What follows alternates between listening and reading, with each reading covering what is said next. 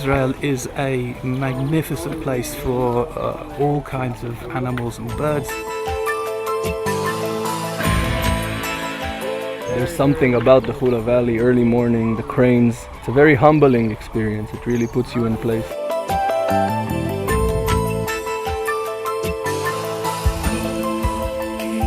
This is my fourth trip to Israel.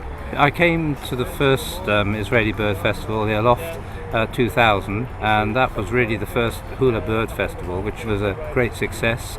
I mean, bird festivals are now something that is phenomenal, that's happening worldwide, and 99% of them are doing good work for nature conservation.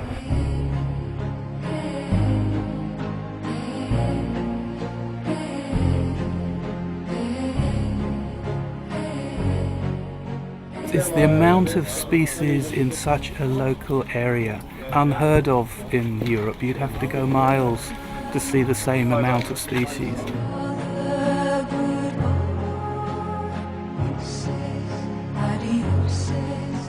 A lot of history and culture, and all the birds you can see here, and all the scenery, of course, up here in the north especially. It's an overwhelming experience to come to Hula every time.